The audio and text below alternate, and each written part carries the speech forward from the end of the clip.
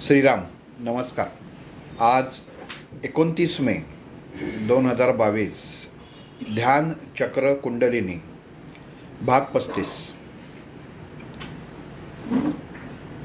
ध्यान हा विषय जो आपण सध्या पाहत आहोत, वास्तविक मनुष्याच्या शरीरामध्ये स्थित असलेली 6 चक्र, षटचक्र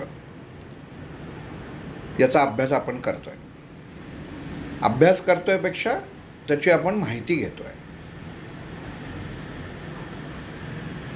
दोघा तिघांचा ह्या आठवड्यातही मेसेज असा आला की ह्याच्यामध्ये ध्यानाची अवस्था सांगणार का, की ध्यान कसं करायचं, कुठल्या वेळेला करावं आणि कधी करावं. तर जसं पुढं आपण सरकू तसं हे निश्चितच आपल्याला माहिती पडणार आहे. आपण सर्व जर एखाद्या ट्रिपला गेलो आणि स्नान करायचं म्हटलं तरी बरोबर असलो तरी सर्वजण एकत्र किंवा एकाच वेळी स्नान करू शकत नाही. तसं प्रत्येकाची धारणशक्ती ही वेगवेगळी असते. त्यातून सध्याच्या काळामध्ये वेळेचं गणित हे सुद्धा मुख्यत्वे बघायला लागतं. दुसरी गोष्ट, परत त्या जोगळेकर ताईंचाही SMS होता की कुंडलिनी जागृततेपर्यंत आपण जाणार का, तर नाही जाणार. कुंडलिनी जागरूकता ही अवस्था काय आहे, या अवस्थेपर्यंत आल्यानंतर आपला हा विषय थांबेल. पण जागृत अवस्था जी आहे, कुंडलिनी जागृत अवस्था, ती एवढी सोपी नाही आहे. मुळात त्याच्यासाठी नित्य साधना आणि त्या साधनेबरोबरच योग्य मार्गदर्शक, ठिकाण आणि तुमचे विचार, या सर्व गोष्टींवरती कुंडलिनी अवलंबून असते, की जी सहज प्राप्त, सहज शक्य होत नाही. एखाद्या गोष्टीचा अट्टहास करणं, किंवा जसं त्यांनी सांगितलं की बाहेर कोणी ब्रह्मविद्येमध्ये कुंडलिनी जागृत करून देतात, तर असं करून देता येत नाही. ते गुरु किंवा ती ताकद की जी कोटी लोकांमध्ये एखाद्यामध्ये असते, की ज्याच्या अंगी खरंच ते परमेश्वरी सात्विक, नुसतं सात्विक गुण नाही चालत, पण सात्विक हे विचार पाहिजेत, की तो शक्तिपात योगाद्वारे कुंडलिनी जागृत करू शकतो. पण सहज आत्ताच्या काळामध्ये हे शक्य नाही. एखादी अधिकारी व्यक्ती, ज्याला आपण अधिकारी म्हणतो, त्यांनी सांगितलं की तुमची कुंडलिनी जागृत झाली, तर तसं होत नाही. कुंडलिनी ही एक अवस्था आहे आणि त्या अवस्थेपर्यंत पोचता पोचता माणसाचा एक जन्म संपून जातो. ज्ञानेश्वर महाराजांचा उल्लेख त्यांनी लगेच केला की मग ज्ञानेश्वर महाराजांनी कसं, त्यांची कुंडलिनी कशी काय जागृत झाली 16व्या वर्षी. तर ज्ञानेश्वर महाराजांचं कार्य हे सुद्धा तुम्ही बघायला पाहिजे. जे ज्ञानेश्वरी तर लिहिलीच, लोकांना त्यांनी संबोधन केलंच, पण चांगदेव पासष्टी झाली, हरिपाठ झाला, आणि नंतर ज्या ओव्या लिहिल्या गेल्या, ज्या भगवंताच्या, पांडुरंगाच्या नावाने लिहिल्या गेल्या, हे त्यांनी वयाच्या 16व्या वर्षी सर्व गोष्टी, सर्व ज्ञान हे प्राप्त केलं होतं. आणि आपण कुठं आहोत, अशी सहजासहजी घाईघाईतल्या विचारांनी गोष्टी प्राप्त होत नाही. मग आपला नित्य दिवस नित्य विचार हे आपलं शरीर आणि मन स्थिर कसं ठेवतील, हा विचार पहिल्यांदा आपल्याला करायला पाहिजे. आणि हाच विचार करून त्याप्रमाणे आपल्या देहातनं ती कृती आपोआप घडणे, ह्याला ध्यान म्हणतात. कुठलं डोळे मिटून विशिष्ट आसनामध्ये बसलं तर ध्यान होत नाही. गाडी चालवताना सुद्धा बोर्ड लिहिलेले असतात, ध्यान देकर गाडी चलाइये. म्हणजे ध्यानस्थ अवस्थेत बसून गाडी चालवायची का? तर नाही. लक्ष एका ठिकाणी केंद्रित करा. म्हणजे विचार जो आहे, तुम्ही वाहन चालवताना जो करत असाल इतर विचार, तर तो डोक्यातनं काढा आणि आपण कुठं चाललोय त्या रस्त्यावरती लक्ष द्या, असं त्याचा अर्थ होतो. त्यामुळं हा विषय अजून एकानी पेंडसे म्हणून त्यांनी विचारलं, तर हा विषय अजून साधारण 6 महिने चालेल. 8 महिनेही होऊ शकतात किंवा 4 महिनेही होऊ शकतात. पण अमुक या दिवशी कधी संपेल किंवा हे त्याच्यामध्ये सांगता येणार नाही. आणि हा प्रश्नच चुकीचा आहे.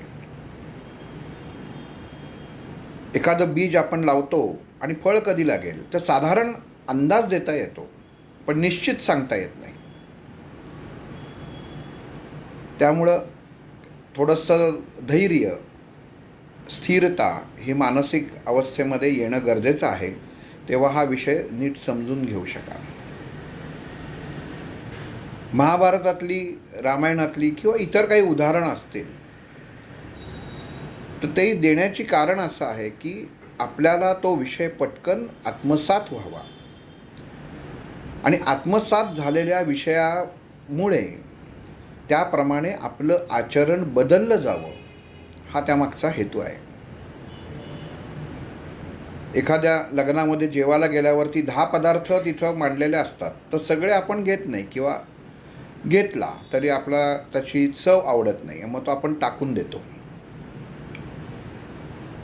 म्हणजे आपल्याला जेवढं ग्रहण करायचं असतं, ही ग्रहणशक्ती आपल्याला कमी करायची, वाढवायची नाही. एक एक गोष्ट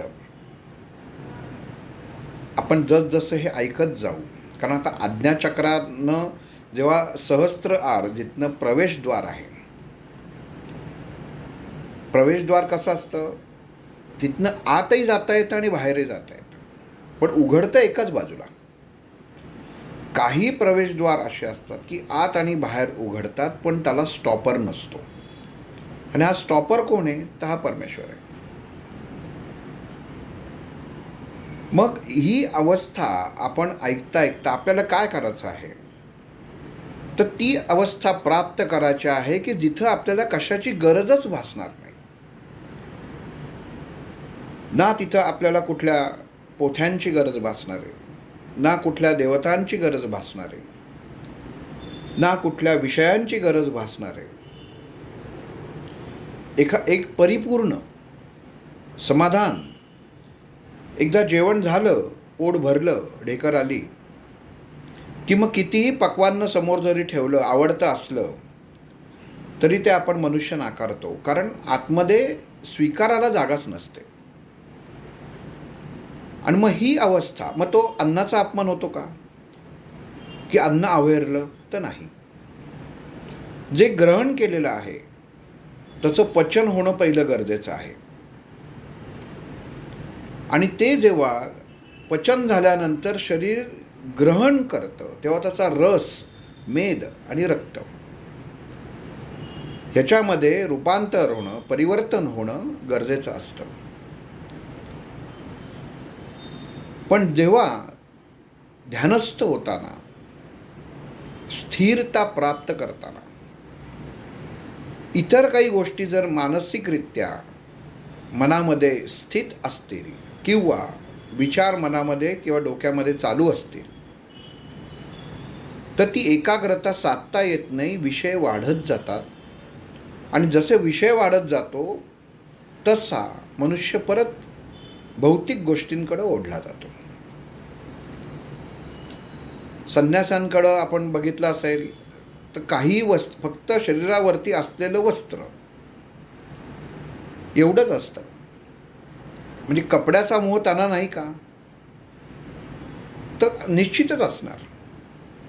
जन्मताच कोणी संन्यासी नसतं.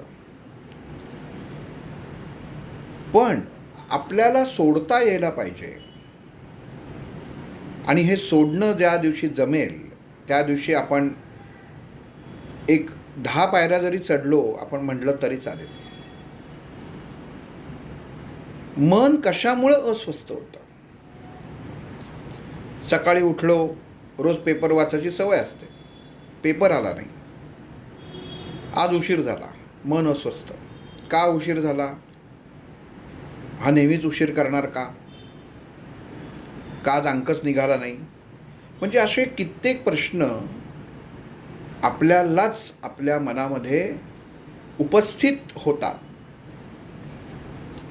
आणि ह्या उपस्थित प्रश्नांना आपण जी ऊर्जा आपल्या देहामध्ये जमवलेली असते ती आपण वाया घालवतो.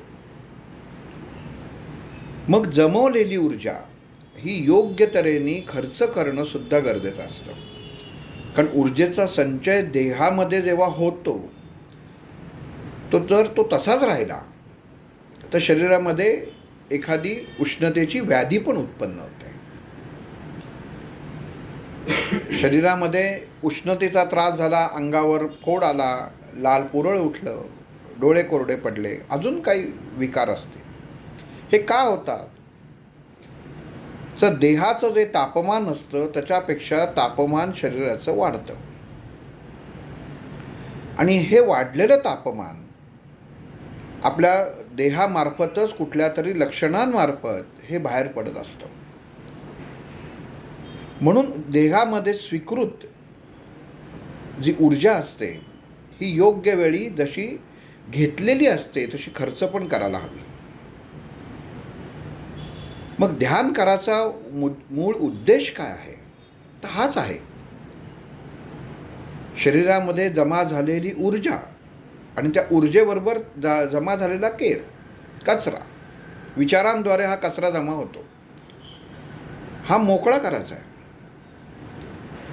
जसं डॉक्टर सांगतात की जास्त तेलकट तुपट खाऊ नका, नाहीतर शरीरातल्या नसांमध्ये मेद जमून राहतो आणि शरीरातलं कोलेस्ट्रॉल वाढतं. तसं विचारांमध्ये सुद्धा हा कचरा साठून राहतो. मग ध्यानमार्ग ही षटचक्र जी आहे, एकदा आपल्याला माहिती पडलेलं आहे की कुठल्या चक्राचं कार्य काय, कुठलं चक्र शरीरातल्या कुठल्या अवयवाशी निगडीत आहे, हे जेव्हा आपल्याला माहीत पडतं तेव्हा आपल्याला त्या चक्रावरती काम करणं सोपं जातं. आणि ही अवस्था आपल्याला ध्यानातनं प्राप्त करायची आहे. डोळे मिटून, कारण डोळे का मिटायला लागतात हे सुद्धा एक गणित आहे.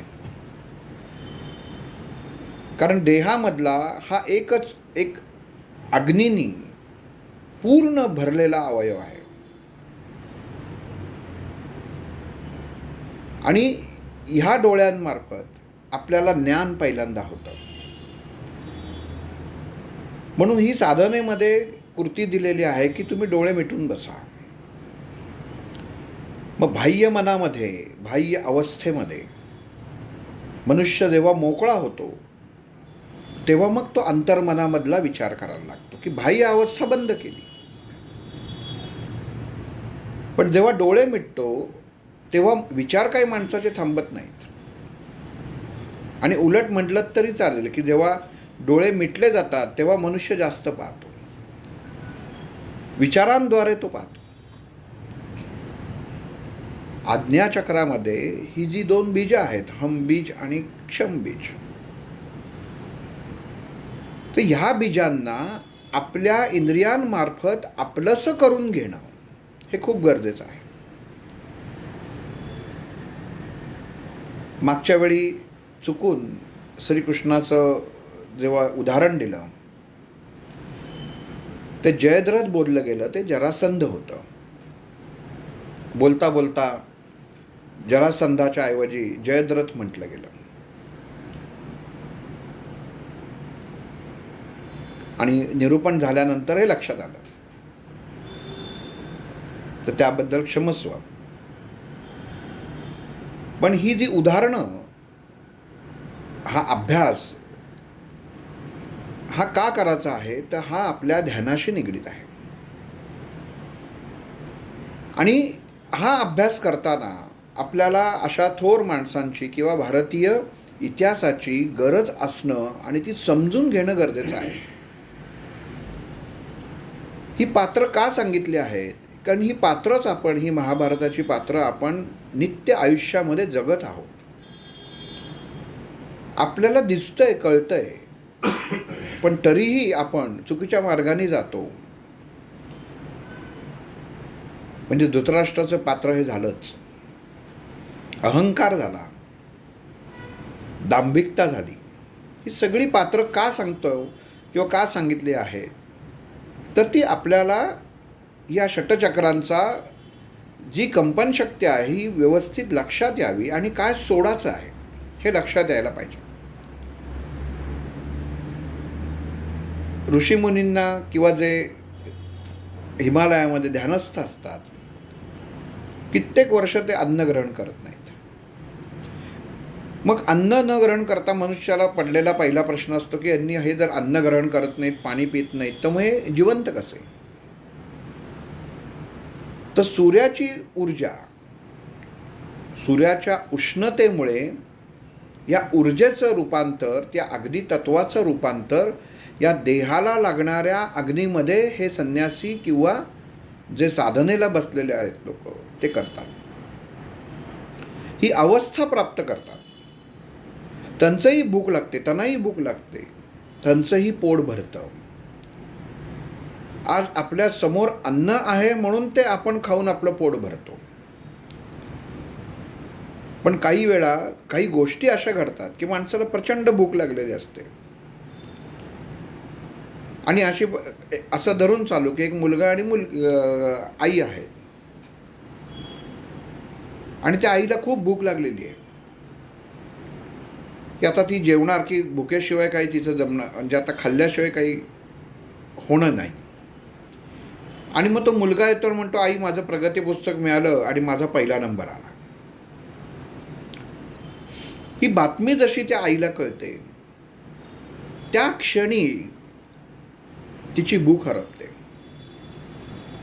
म्हणजे एक क्षणभर त्या अन्नासाठी शरीर सांगत असतं, मला काहीतरी घेतल्याशिवाय, अन्न ग्रहण केल्याशिवाय मी काय आता तुला साथ देणार नाही. तेच शरीर. या मुलांनी फक्त सांगितलं की मी पहिल्या नंबराने पास झालो, तर त्या आईला इतका आनंद होतो आणि त्या आनंदामुळे ती भूक पण विसरून जाते. दुसरी गोष्ट,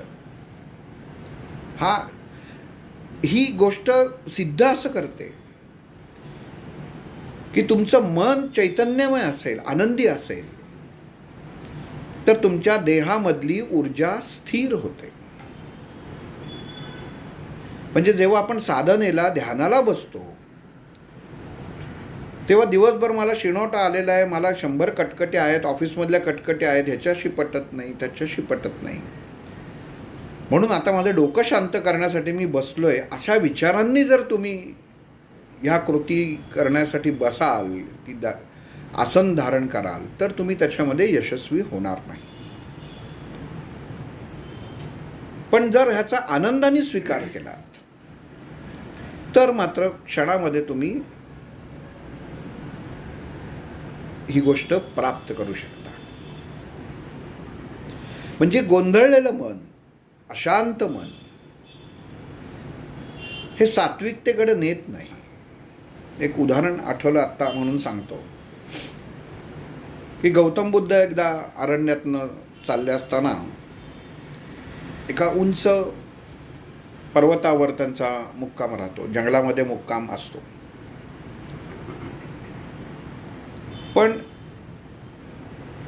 जेव्हा ते पर्वत चढत असतात, त्या जंगलातनं जात असतात, तेव्हा त्यांनी एका ठिकाणी पाणवठा नदी स्वरूप जागा बघितलेली असते की नदीच,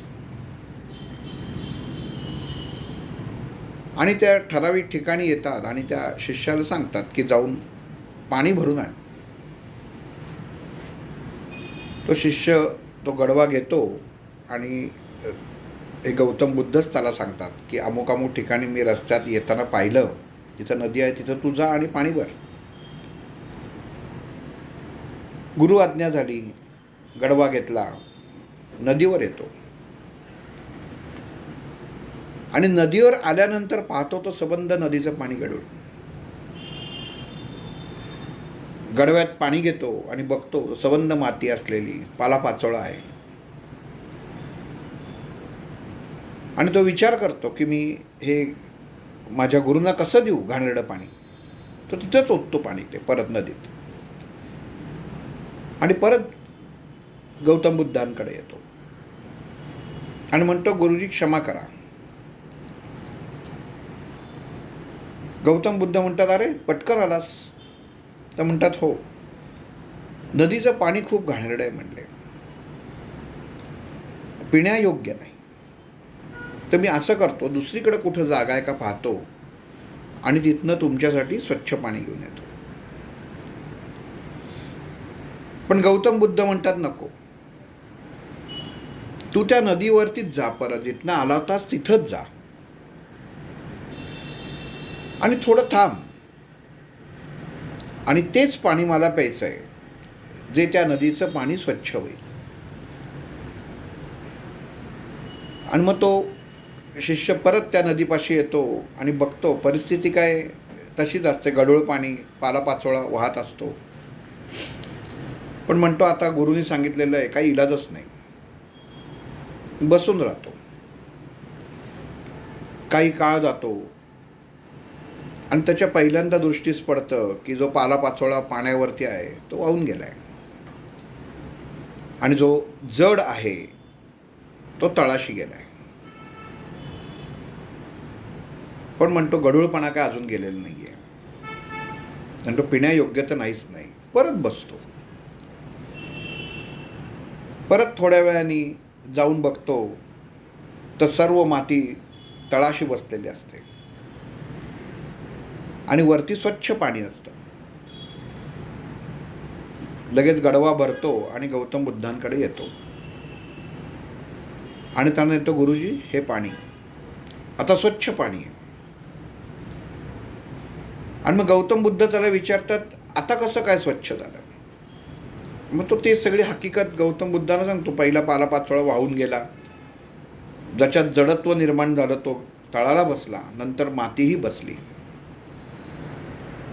आणि मग वरती स्वच्छ पाणी आलं. आणि गौतम बुद्ध मग त्याला सांगतात की हेच मनुष्याचं जीवन आहे, की मनुष्याच्या जीवनामध्ये विचारांमध्ये पालापाचोळा कचरा एवढा असतो, पण तेव्हा मनुष्य अस्थिर मनाने त्याच्याकडे पाहतो.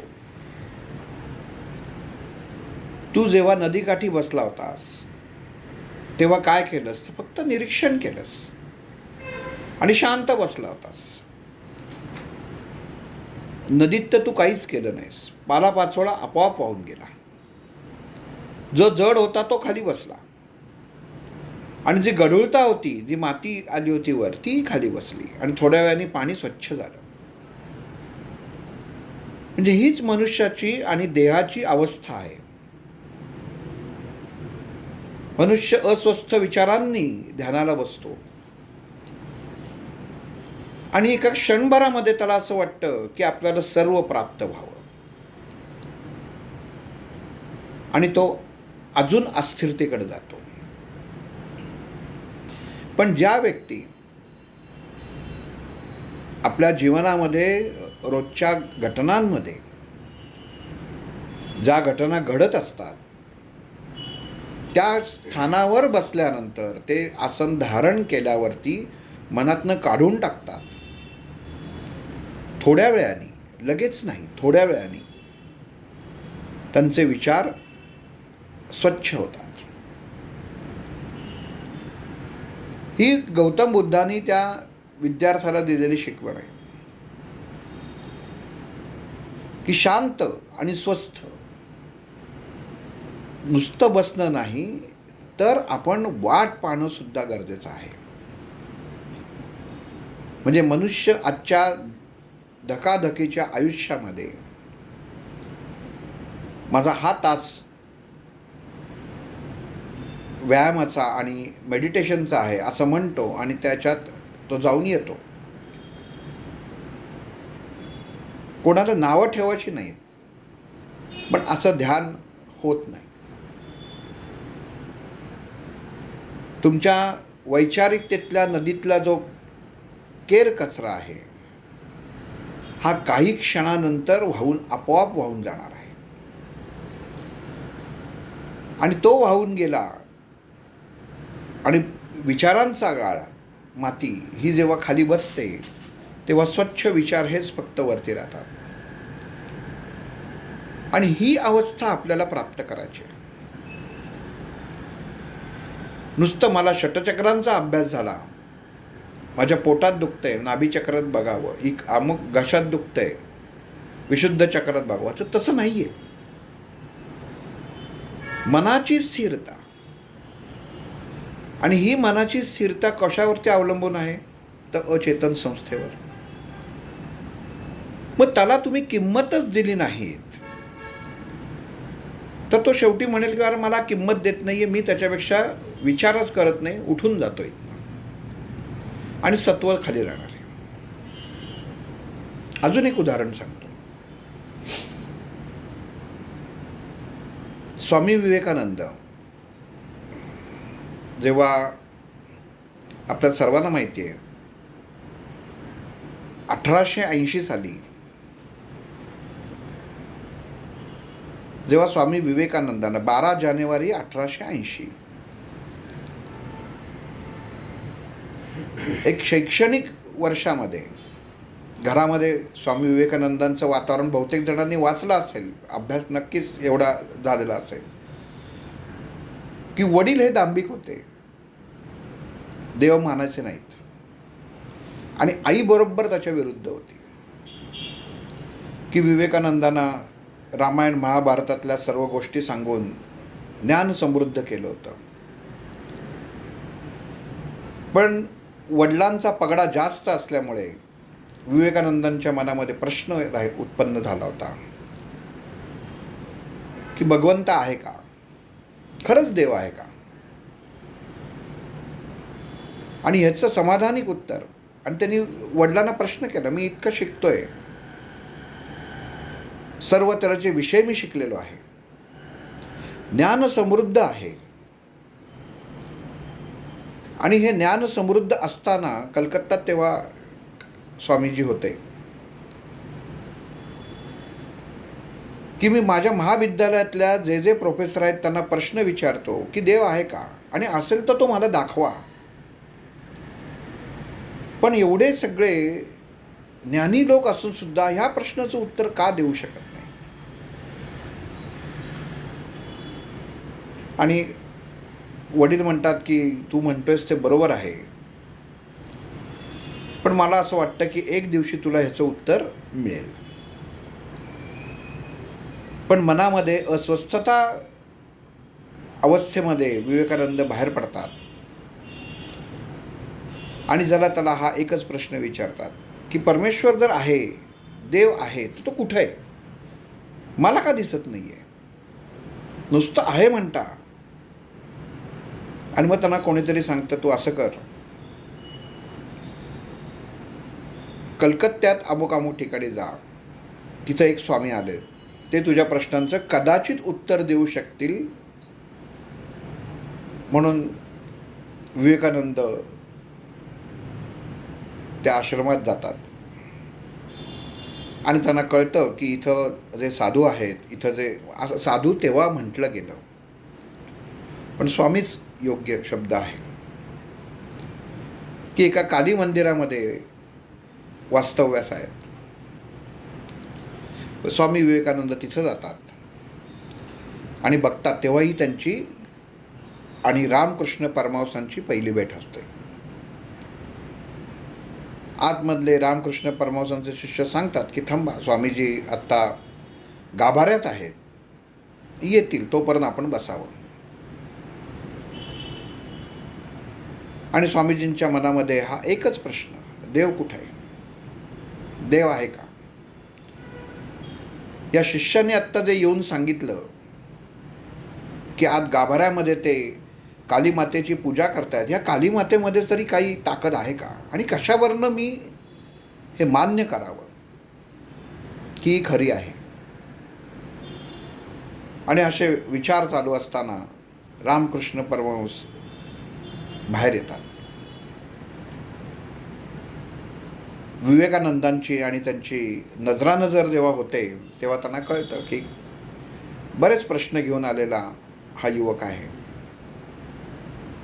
स्वामी विवेकानंद त्यांना आपलं प्रश्न सांगतात.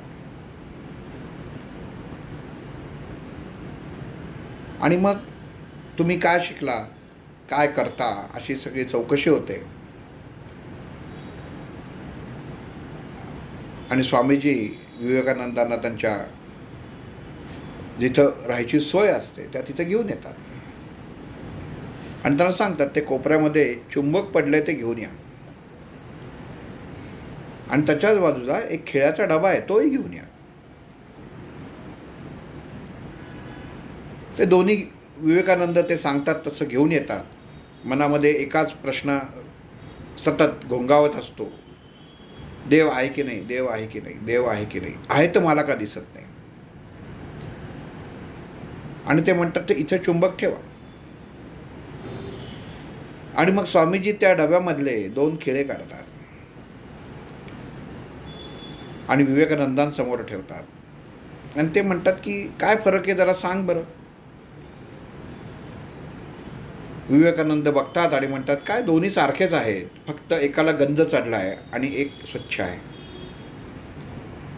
ते म्हटले अगदी बरोबर आहे. ते म्हटले आता चुंबकापाशी ठेव. आणि चुंबकापाशी ठेवल्यावर जो खिळा स्वच्छ असतो खिळा तो त्या चुंबकाकडे ओढला जातो, पण जो गंज असतो, गंजलेला असतो, तो काही ओढला जात नाही.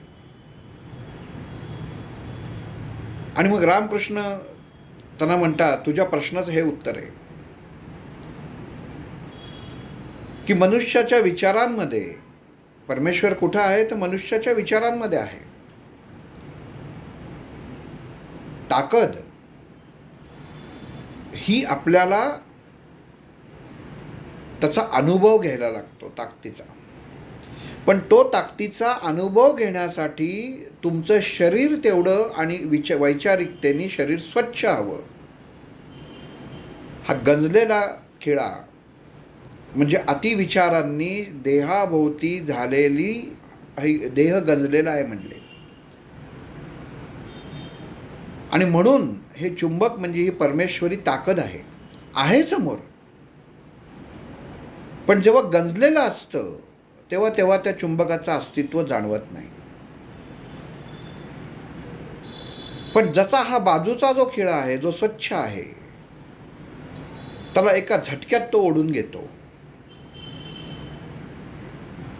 आणि विवेकानंद म्हणतात की तुम्ही दिलेलं उदाहरण खूप छान आहे, पण मग हा गंजलेला खिळाचं काय. आणि मग ते विवेकानंदांना सांगतात हा गंजलेला खिळा तू स्वच्छ कर.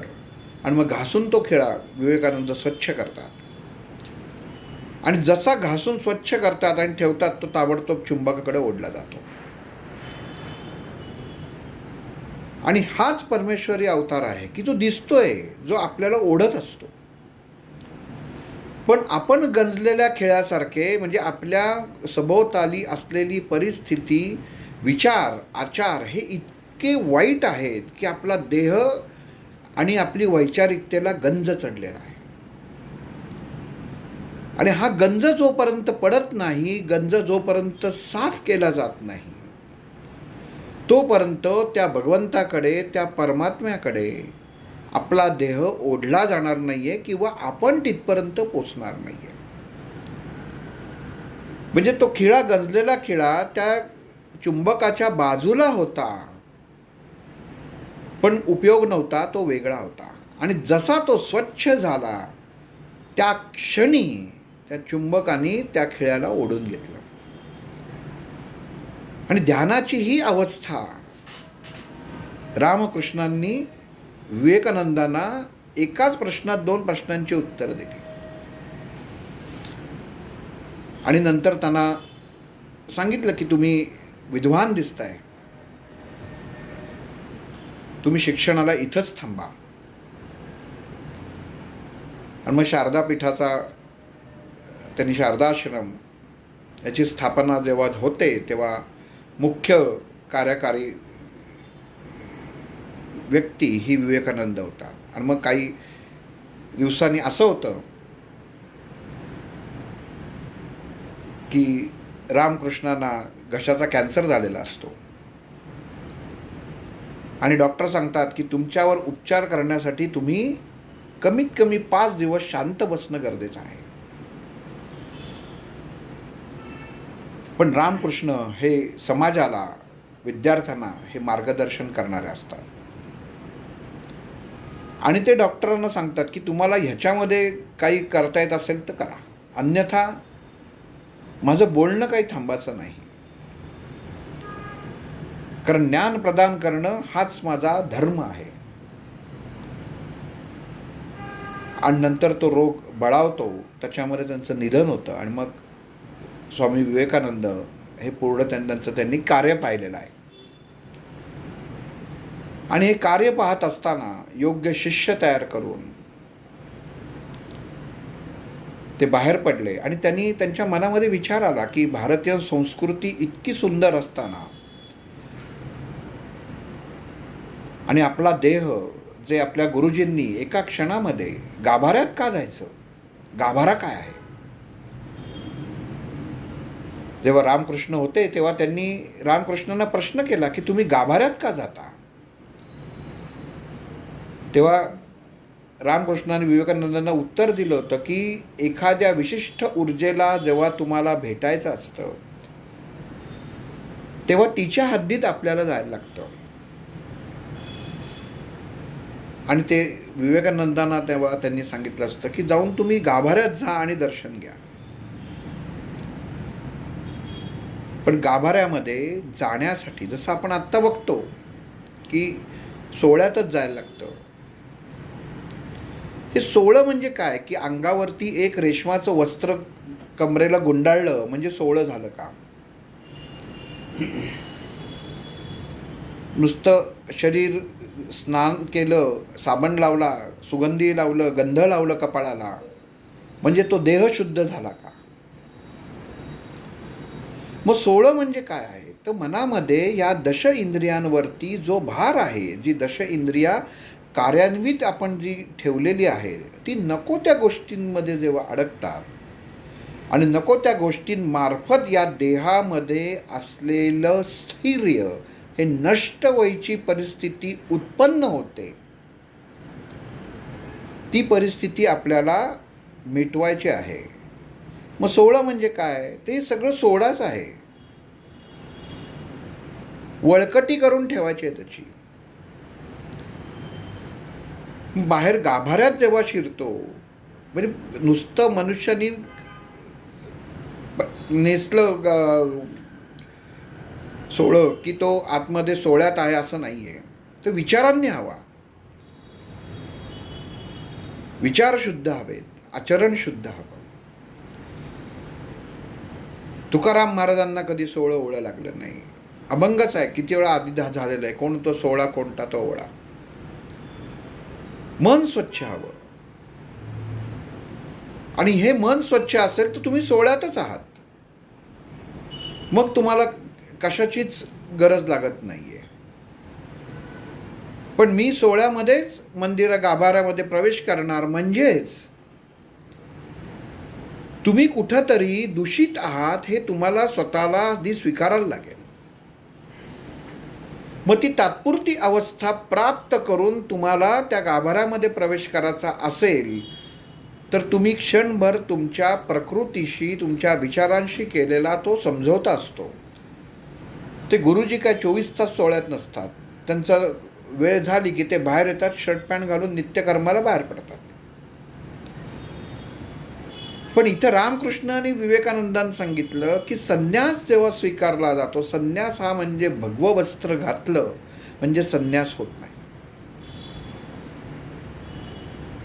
ज्यानी ज्यानी आपलं मन आणि शरीर उद्दीपित होईल, चैतन्य अवस्था वेगळी आणि उद्दीपित अवस्था वेगळी, तर उद्दीपित होईल त्या अवस्थेला आपल्या जीवनातनं नष्ट करणं म्हणजे सोहळ्यात जाणं, असं रामकृष्णांनी विवेकानंदांना सांगितलं. की संन्यास का घ्यायचा आहे, की कशाची अपेक्षाच राहिली नाही पाहिजे, अग्नितत्वच राहिलं नाही पाहिजे. आपल्याला सर्वांना माहिती आहे की संन्यासी लोक ही अग्नीपासून लांब असतात, अग्नी त्यागलेला असतो त्यांनी.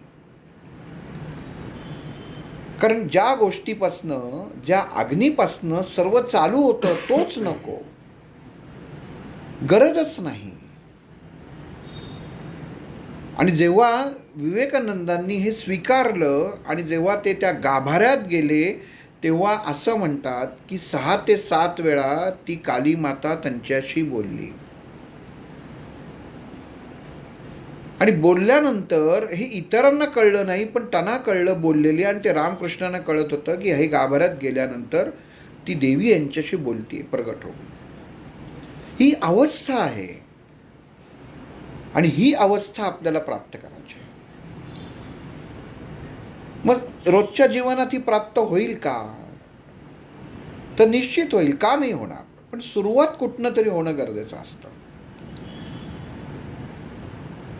नंतर विवेकानंदांनी पोरबंदरला शंकर पांडुरंग शर्मा, म्हणजे चुकत नसेल तर शंकर पांडुरंग शर्मा यांच्याकडं वेदांचा अभ्यास केला. आणि वेदांचा अभ्यास कसा केला, तर त्यांच्याकडे विवेकानंदांचं इंग्लिश उत्तम होतं. आणि शंकर पांडुरंगांची इच्छा होती की हे वेदाचा मी जो अभ्यास करतोय याचं इंग्लिशमध्ये रूपांतर व्हावं आणि ते जगामध्ये पसरलं जावं. आपले वेद जे आहे हे आपल्या देशाबाहेरच्या लोकांना सुद्धा कळले पाहिजेत की भारतीय संस्कृती काय आहे.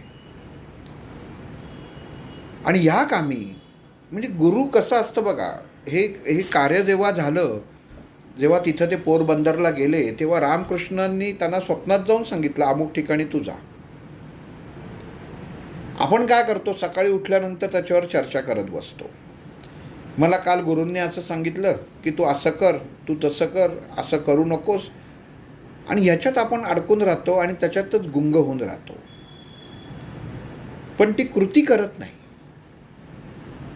कारण ती तुम्हाला स्वप्नात दिसलेली असते, पण इथं बरोबर विरुद्ध झालं. कारण गुरुची कृतीच अशी आहे की तो कुठल्या क्षणी तुम्हाला काय आदेश देईल, आणि हा आदेश नसतो तर तुम्हाला घडवण्याचं काम असतं, ते तो कुठल्या क्षणी करेल हे सांगता येत नाही. आणि ते प्रमाण मानून आपण ते स्वीकारलं पाहिजे. आणि मग त्यांनी रामकृष्णांनी जेव्हा विवेकानंदांना स्वप्नात जाऊन सांगितलं आणि विवेकानंद इथं आले, सगळा शारदाश्रमाचा भार त्यांनी दुसऱ्यांकडे दिला. आणि ते जेव्हा पोरबंदरला आले आणि यांना सांगितलं की मला तुमच्याकडं ज्ञान प्राप्त करायचं, ते म्हणले ज्ञान प्राप्त करण्यासारखी एवढा मी तुला पैसे देण्या इथपर्यंत श्रीमंत नाही, पण मी तुझी खायची प्यायची व्यवस्था करतो. मग विवेकानंद होते ते म्हणले तुम्ही खायची प्यायची व्यवस्था, मी नुसतं फुकट बसून खाणार नाही. पण एकंदरीत भाष्य करताना त्यांच्या लक्षात आलं की विवेकानंदांचं इंग्लिश सुंदर आहे, आणि मग ह्या वेदांचा त्यांनी इंग्लिशमध्ये ट्रान्सलेशन केलं. आणि हे करता करता विवेकानंदांचा 4 वेदांचा अभ्यास पण झाला. म्हणजे गुरु एखाद्या शिष्याला तयार करताना आपल्या त्या क्षणी लक्षात येत नाही की गुरुची उपाययोजना काय आहे,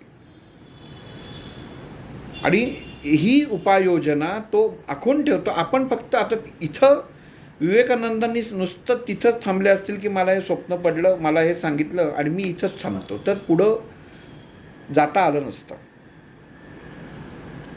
पण प्रमाण होतं. हे प्रमाण त्यांनी गुरुचं मानलं आणि मानलं म्हणूनच या सर्व गोष्टी घडल्या. हे आपलं षटचक्र आपण अभ्यास करत असताना या गोष्टींचा उपयोग काय आहे? तर आपल्या देहामध्ये, आपल्या वैचारिकतेमध्ये जे आपण विचार करतोय, जे काम करतोय, या कामातनं आपल्या देहासाठी प्रत्येक मनुष्याला थोडासा वेळ हा पाहिजेच पाहिजे. कित्येक दुकानदार बघितलेत की दुपारी त्या जेवणाची वेळ झाली की त्या वेळेला ते गिऱ्हाईक असो नसो, त्या क्षणी त्या वेळेला ते जेवतातच. आपण म्हणतो किती मूर्ख माणूस आहे, सगळ्यांसमोर जेवतोय, पण ते योग्य तेच असतं, कारण देहाला त्याप्रमाणे त्यांनी सवय केलेली असते. मग ही सवय आपण करूनच घेत नाही. आणि ही गरज इतकी आपल्याला आता नितांत आहे की ध्यान अवस्थेत, आता हम बीज, परवा ग्रुपवरती प्रश्न केला की हनुमंत आणि मारुती याच्यावरती फरक काय? हनुमंताला मारुती म्हणतात का मारुतीला हनुमंत? असं काहीतरी प्रश्न मी केला होता की रामदास स्वामींनी मारुतीची स्थापना का केली. हम बीजाचा आपण अभ्यास करतोय आज्ञाचक्रामध्ये, आणि हे सगळ्यांनी मंत्र वाचला असेल, हम हनुमंताय नमः. मग हे जे हम बीज आहे, आज्ञाचक्रातलं हम बीज, हे वायुतत्वाला जोडल्यानंतर, अग्नितत्व वायुतत्वाला जोडल्यानंतर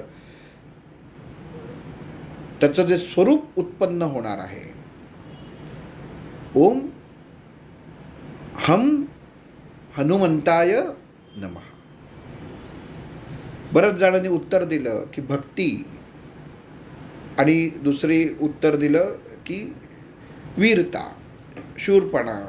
काही जणांनी उत्तर दिलं की अगोदरपासून त्याचं नाव मारुती होतं. तत्व काय आहे? फक्त गोष्टीमध्ये वाचायचं की सूर्य गिळताना ठोसा दिला आणि अनवटीला त्याच्या खड्डा पडला म्हणून हनुमंत. पण हनुमंत, हम बीज, अग्नितत्व, हनु शब्द हा वेगळा आहे. हनु म्हणजे हनुवटी जरी असलं तरी हनु अधिक आसमंत, हनुमंत. असमंत काय आहे? तो वायुतत्व आहे. या चराचरामध्ये वायू भरलेला आहे, आणि ह्या चराचरामध्ये भरलेल्या वायू तत्वामध्येच अग्नितत्व सामावलेलं आहे. दास हा निश्चित आहे. हनुमानाला रामाने मारुती म्हटलेलं नाही, हनुमानच म्हटलेलं आहे. पण हनुमान चालिसाचं पठण करणं म्हणजे शत्रूचा नाश होणं, वाईट शक्तींचा नाश होणं, त्याच्यात वीरता आलीच. मग हनुमंत वायू अधिक अग्नी, आणि ह्याची जोड सगळ्यांना माहिती आहे. आपण हा विचार करताना हे करायला पाहिजे होतं की हा रुद्राचा अवतार आहे, आणि हनुमान हा नुसता तुम्ही जर उच्चार केला आणि मारुती हा उच्चार केला, प्रभू रामचंद्र म्हणाले हनुमानजी, आणि आपण लंका कोणी जाळली म्हटली तर मारुतीने जाळली म्हणतो. तर मारुती ही अवस्था आहे वीरतेची. तिथं फक्त वीरता आहे, तिथं परत येणं नाही, तिथं फक्त पुढं जाणं आहे. पण ही वीरता, ही अवस्था त्या त्या अवस्थेनुसार प्रगट होणं हे गरजेचं आहे. रावणाच्या दरबारामध्ये जेव्हा मारुती गेला आणि रावणाने ओळखलं नाही, इतका दशग्रंथी ब्राह्मण विद्वान असून आणि गंमत म्हणजे तिथं त्याच्यात सांगितलं की रावणाने हाक काय मारली, तर रावणाने त्याला मारुतीही हाक मारली नाही, हनुमंतही हाक मारली नाही, त्याला मरकट म्हटला, माकड म्हटला. आणि जसा माकड, आपण एखाद्या गोष्टीचा विषयाचा जेव्हा अभ्यास करतो, एखाद्याला आपण चिडवतो, लहान मुलाला आपण चिडवतो की वाघोबासारखं करू नकोस रे, की तुला वाव करतो.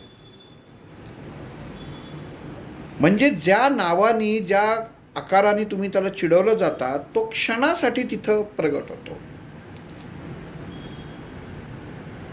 आणि इथं रावणाच्या दरबारात तेच झालं. आणि रावणाने जेव्हा त्याच्या सहकाऱ्यांना सांगितलं की या माकडाला बांधा, मारुती म्हटला नाही, हनुमान म्हटला नाही, कारण हे दोन्ही त्या शिवतत्वाचे अवतार असून एवढा शिवभक्ताला हा अवतार ओळखता आला नाही. पण गंमत अशी आहे, इथं ह्या गोष्टी तुम्हाला ही गोष्ट सांगतो, याचा कारण असं आहे की तत्व कसं काम करतं आणि ते आपोआप समोर होतं, येतं. आणि मग त्या क्षणी त्या माकडानी, मी आता मारुतीला त्या क्षणी रावणाच्या दृष्टिकोनातनं आपण पाहतोय की त्याला हातपाय बांधले, त्याला शेपटाला ते पेटवून दिलं. मारुतीच्या मारुती एवढा वैचारिकतेने वाईट होता का की दुसऱ्याचं वाईट करावं? हनुमंत दास म्हणता तुम्ही, मग कुठल्या दासाची वैचारिकता अशी असावी का की अमुक दुसऱ्याचं घर जाळावं? मग दास असा असतो की माझं नुकसान करून घेईल पण दुसऱ्याचं करणार नाही. आणि मारुती हा सीतेच्या शोधात आलेला होता, म्हणून तो कोणाला अशी जाता येता तर ठीक आहे, याला धडा शिकवतो, ह्याला जाळूनच टाकू. पण तिथं रावणाला त्याचं खरं स्वरूप कळणं गरजेचं होतं की तू कोणाला डिवचलंस, तू तुझ्या गुरुलाच डिवचला आहेस आणि त्याला तू माकड म्हणालास. आणि म्हणून त्या माकड रूपी मारुतीने लंकेमध्ये आपण पाहिलं की त्या वाटिकेमधली फळं तोडली, झाडं तोडली, असं लिहिलेलं आहे. त्याच्या काय ज्या लीला केल्या, मरकट लीला म्हणतात त्याला. आणि त्यांनी तो रावण हैराण झाला. आणि जेव्हा त्याचं स्वरूप त्याला कळलं, तेव्हा रावणाला कळलं की आपण चुकलोय. ही जी अवस्था आहे, ही गोष्ट झाली, पण ही जी अवस्था आहे ही तेव्हा रावणाला जेव्हा कळलं की आपण ज्याला माकड म्हणतोय तर ते साधं माकड नाहीये. जो आपलं शरीर छोट्यापासून मोठ्यापर्यंत करू शकतो, ती काही गोष्ट साधी नाही. आणि हे रावणाने स्वीकारलं, उल्लेख आहे. पण जोपर्यंत स्वीकारलं नव्हतं तोपर्यंत भगवान शंकरांना जो रुद्राचा अवतार मारुती स्वरूपात होतं, त्याला ज्या नावाने चिडवलं गेलं, बोललं गेलं, हाक मारली गेली, तर त्याप्रमाणे त्याला तशा कृती करायला लागल्या. आणि मग ह्या कृती झाल्यानंतर कळलं. नाहीतर अजून कुठं तुम्ही त्याच्यामध्ये केलेलं आहेत का, वाचलेलं आहेत? हा एका ठिकाणी आहे की जिथं अर्जुनाचा त्यांनी स्वतःमध्ये अहंकार निर्माण झाला होता तेवढा कमी केला, भीमाचा केला. पण तिथं अशा मरकट लीला त्यांनी केलेल्या कुठं अजून वाचलेलं आहे तर नाही. हे फक्त रावणाच्या इथंच केलं. आणि का केलं तर काही त्याला रावणाला धडा शिकवायचा होता वगैरे असं काही नाही. पण स्वतःची ओळख काय, रावणासारखा दशग्रंथी ब्राह्मण, तत्व काय आहे, विचार काय आहे, म्हणजे बोलताना सुद्धा कसं असायला पाहिजे. आपण एखाद्याला नावं ठेवतो, सहज नावं ठेवून जातो एखाद्याला, तर आपण आचरणात कुठनं सुरुवात करायला पाहिजे. जसं तुम्ही हाक माराल, जसा तुम्ही साथ द्याल, तसं तुम्हाला प्रतिसाद मिळणार आहे. तसं हे उदाहरण आहे. नाही तर गरजच नव्हती. व्यवस्थित आलेला, व्यवस्थित त्याच्यामध्ये केलेला राजदूत म्हणून आलेला होता, बघायला आला होता, धरून आणलं होतं. पण त्याच्या जे सेवक होते त्यांनी ते ओळखलंच नाही. फक्त वनामध्ये एक माकड शिरलं एवढं केलं आणि त्याच्या अंगी ते माकडाचे गुण आले मारुतीच्या अंगामध्ये त्या क्षणी, आणि त्या लीला केल्या. आणि गमतीचा भाग असा आहे की भारतीय इतिहासामध्ये लिखाणामध्ये मर्कट लीला असं त्याच्यामध्ये पुस्तक आहे. एखादी गोष्टीला आपण म्हणतो ना की ही लीला आहे परमेश्वराची, म्हणजे त्याच्यामध्ये तुम्हाला कुठल्या तरी गोष्टीचं ज्ञान देणं, एखाद्या गोष्टी समजावून सांगण्यासाठी केलेली तात्पुरती कृती, म्हणून त्याला लीला म्हटलं जातं. भगवंताच्या अनेक लीला आहेत, म्हणजे त्या त्या क्षणी त्या त्या वेळेला ती गोष्ट समोरच्याला समजून सांगायला पाहिजे किंवा ती कळायला पाहिजे, त्याच्यासाठी केलेली तात्पुरती कृती असं ते आहे. आणि मग समर्थांनी जेव्हा हे का याच्यामध्ये आता विषय परत घेतला, कारण हे हम बीजचा जो जप आहे हा सर्वात सोपा बीज, हा हम हनुमंताय नमः आपल्या आज्ञाचक्रावरती ज्याचा ताबा आहे, ह्या जपाचा ताबा आहे. हनुमंत आसमंतामध्ये अग्नितत्व सामावलेलं आहे, जे एखाद्या आज्ञा जो स्वीकारतो तशा दासासारखा आहे. अग्नीची आज्ञा स्वीकारणार आहे. हा वायू कोणाच्या पायाशी होता, चरणांशी होता, तर अग्नीच्या चरणाशी होता. अग्नी कोण होतं, तर राम.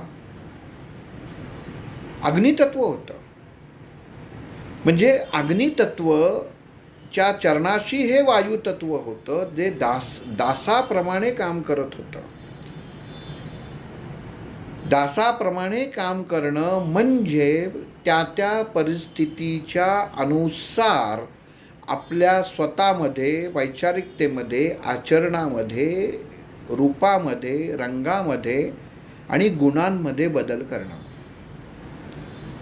आणि ह्याला कुठेही आपण मागंही म्हटलं की हनुमानाच्या बाराखडीमध्ये क हा शब्दच नव्हता. का, कुठे, केव्हा, कसं, काय, नाही.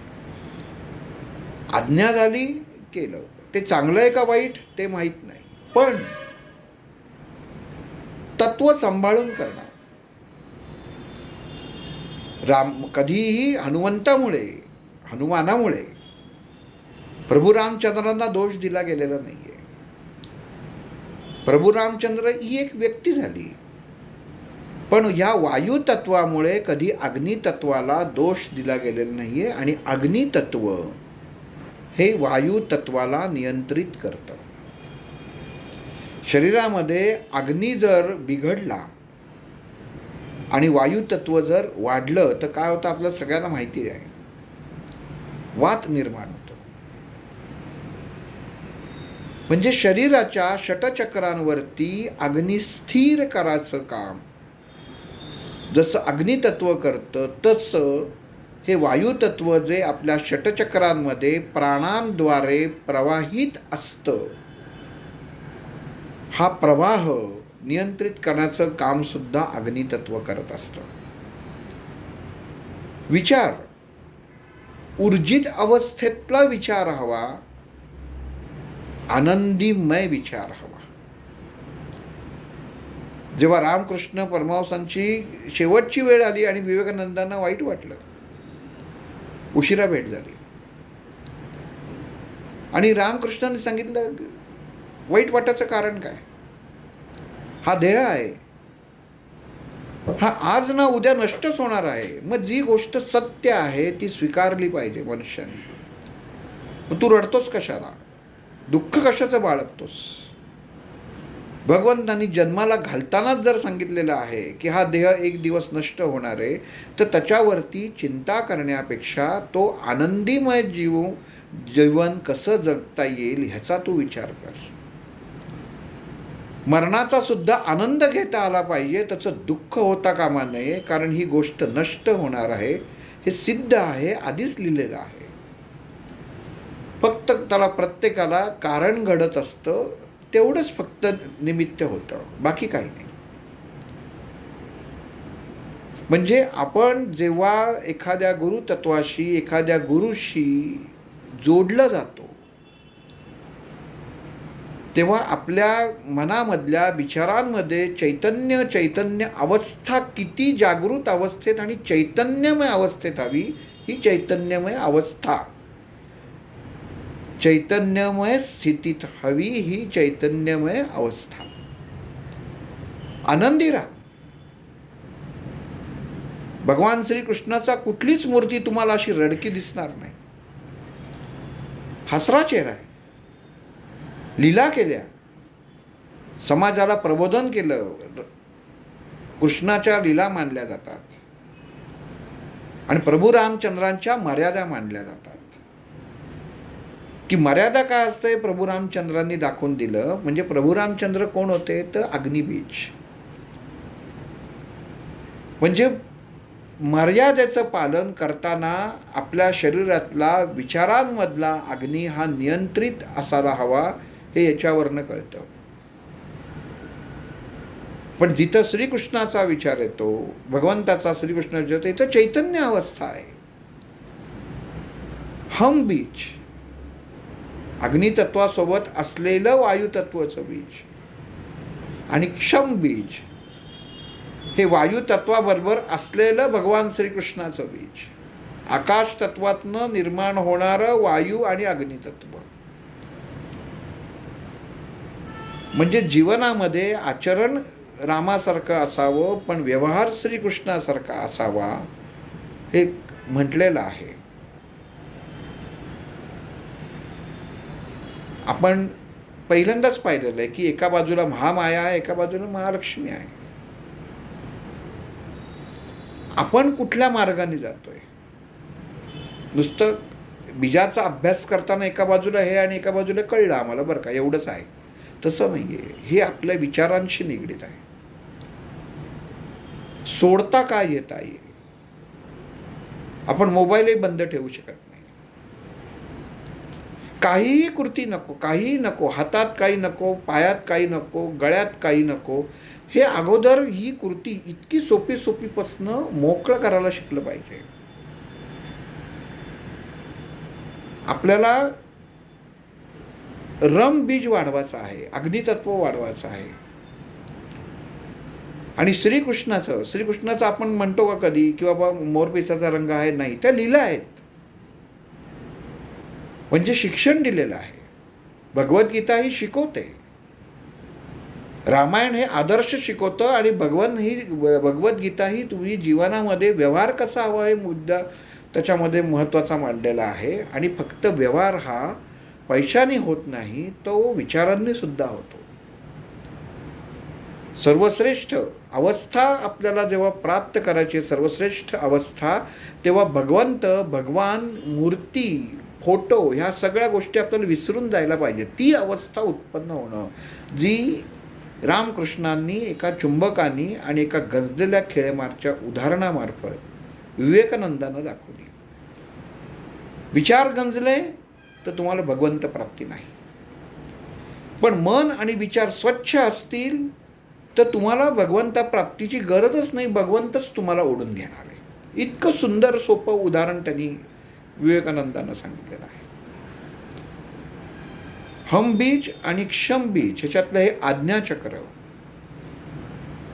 हे आता सहस्त्रार चक्र जिथनं आपण प्रवेश केलेला आहे.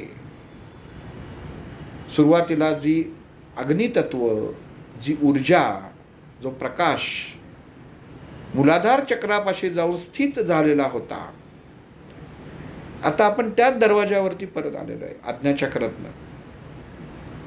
आणि मग ते सहस्त्र आर म्हणजे पाकळ्या. मग तिथं परत कसा प्रवेश करायचा आहे? जिथनं आज शिरलोय, वर्तुळ जेव्हा पूर्ण होतं, ज्या बिंदूपासनं जोडलं जातं, परत त्याच बिंदूपर्यंत येऊन जेव्हा ते जोडलं जातं, तेव्हा तो गोल पूर्ण होतो. मग हे कसं पूर्ण होईल ते पुढील भागात पाहू. श्रीराम.